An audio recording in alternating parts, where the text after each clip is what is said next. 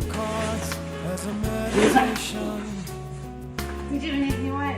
And those he plays never suspect. He doesn't play